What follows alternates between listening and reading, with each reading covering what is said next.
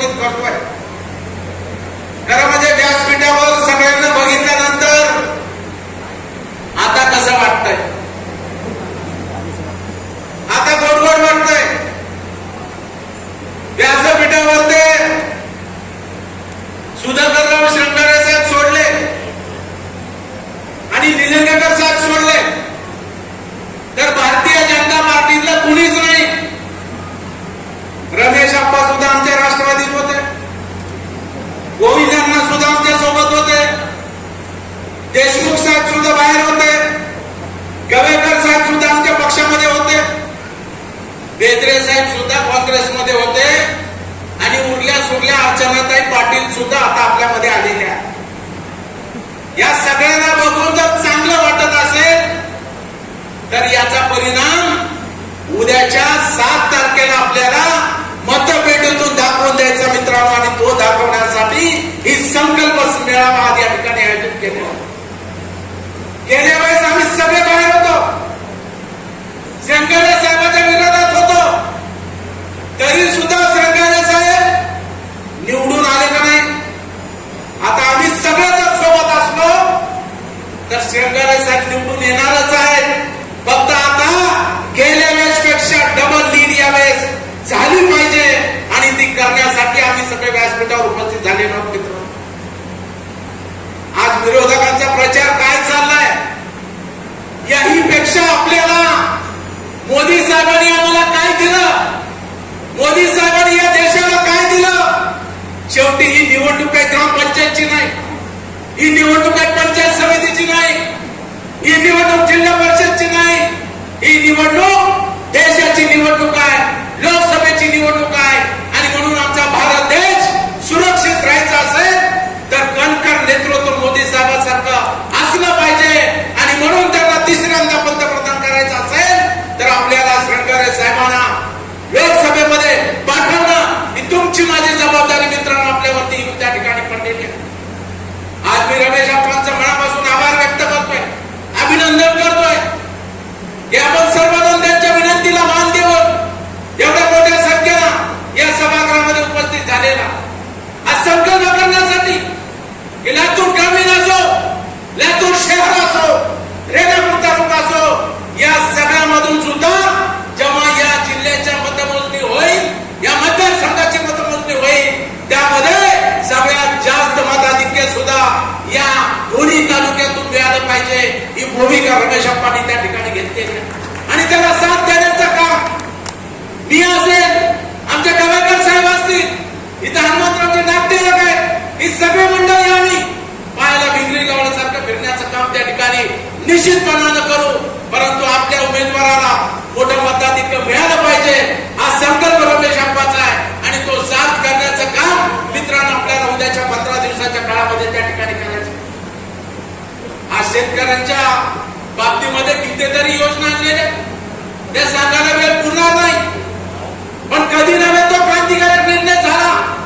दरवर्षी आपल्या खात्यावर किती पैसे जमा होतात?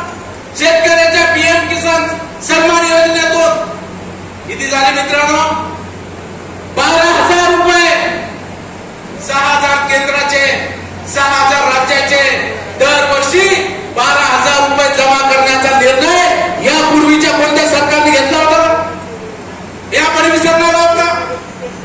पीक विमा किती कोट्यावधी रुपये आपल्या जिल्ह्याच्या भरावे लागायचे हप्त्याच्या पोटी, रबीला आणि पुन्हा आघाताला सुद्धा. पण आता किती रुपये भरावे लागतात? फक्त 1 रुपयामध्ये, म्हणजे फुकटच आहे. 1 रुपयामध्ये विमा शेतकऱ्यांना देण्याचं काम कुणी केलं असेल तर ते माननीय मुख्यमंत्री एकनाथरावजी शिंदे साहेब, उपमुख्यमंत्री देवेंद्रजी फडणवीस साहेब, अर्थमंत्री उपमुख्यमंत्री आमचे नेते अजितदादा पवार साहेब, कृषी मंत्री धनंजय मुंडे साहेबांनी हा निर्णय त्या ठिकाणी आणण्याचं काम केलं आणि आपल्या शेतकऱ्यांना 1 रुपयात पीक विमा योजना देण्याचं काम त्या ठिकाणी मित्रांनो झालेलं आहे. उद्याच्या पंचवार्षिकला कदाचित वेगळं चित्र दिसेल. 50% आरक्षण आता लोकसभेमध्ये, विधानसभेमध्ये येणार आहे. त्यामुळे काही आता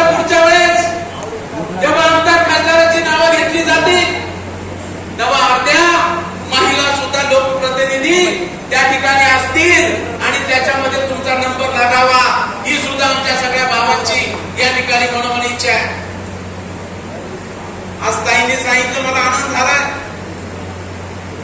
ताईंनी सांगितलं इथं आल्यावर करमाय लागलेला आहे. तिकडे कोणी बोलवतच नव्हतं, तिकडे कोणी विचारतच नव्हतं. एवढा मोठा पक्ष होता, कोणी विचारत नव्हतं.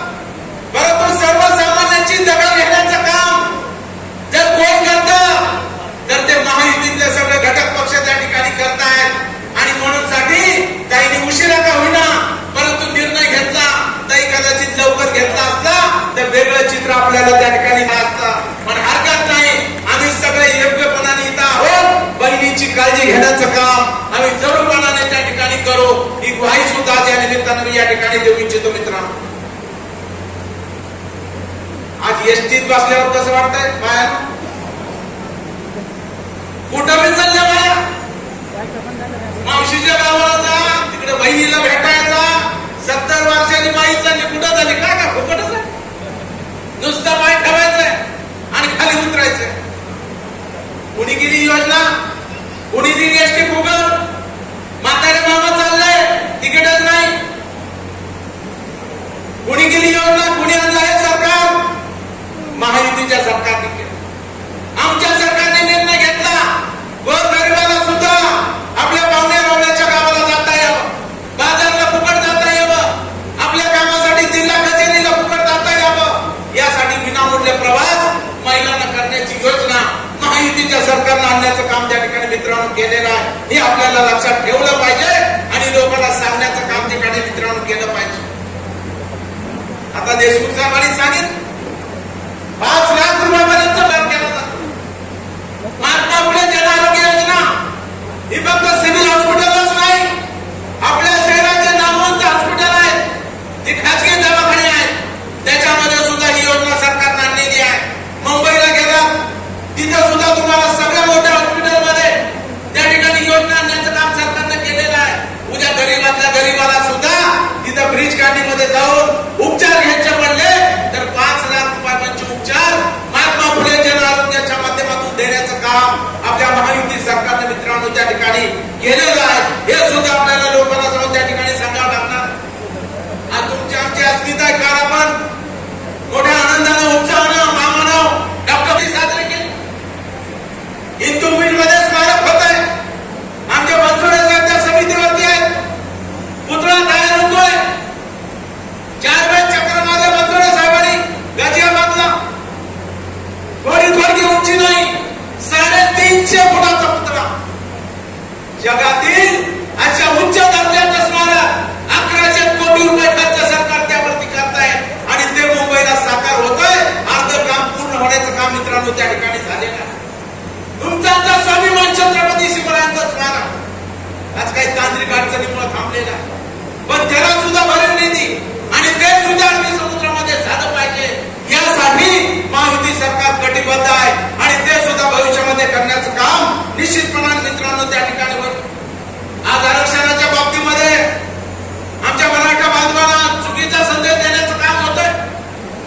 मी स्वतः सरकारमध्ये आमदार म्हणून आहे, आम्ही आंदोलन केलं, मी स्वतः मंत्रालयाला कुलूप लावलं, पण म्हणलं आमच्या मराठा मुलांना, शेतकऱ्याच्या लेकराला जो अल्पभूधारक आहे त्याला नोकरीमध्ये आरक्षण मिळालं पाहिजे, त्याला शिक्षणामध्ये आरक्षण मिळालं पाहिजे. ही भूमिका सरकारमध्ये राहून सुद्धा आम्ही त्या ठिकाणी केली मित्रांनो. आणि आपल्या सरकारने निर्णय घेतला, आज 10% आरक्षण मराठ्यांना देण्याचा निर्णय त्या ठिकाणी घेतलेला आहे आणि तो निर्णय शिंदे सरकारने घेण्याचं काम त्या ठिकाणी केलं. आज थोडंसं राहिलंय सगळ्या स्वराज्याचं, त्याच्या हरकती आलेल्या त्याच्यावरही निर्णय करतायत. बनसोडे साहेब मंत्रिमंडळामध्ये आहेत, ते संपल्याबरोबर हे अधिवेशन सुरू होण्याच्या जूनमध्ये हाही निर्णय सरकार त्या ठिकाणी करणार आहे. परंतु चुकीच्या पद्धतीनं मराठा समाजाला फुलवण्याचं काम या ठिकाणी जर कोण करत असेल तर त्यांना सुद्धा आपण त्या ठिकाणी सांगितलं पाहिजे की या सरकारनं आरक्षण देण्याचं काम केलेलं आहे आणि ते कोर्टात टिकणारं आरक्षण देण्याचं काम केलेलं आहे आणि त्याचा फायदा माझ्या मराठा मुलांना त्या ठिकाणी होणार आहे. हे सुद्धा मित्रांनो आपण त्या ठिकाणी सांगितलं पाहिजे. आज लातूरच्या दृष्टीनं शृंगारे साहेब सातत्याने सभागृहात प्रश्न मांडतात.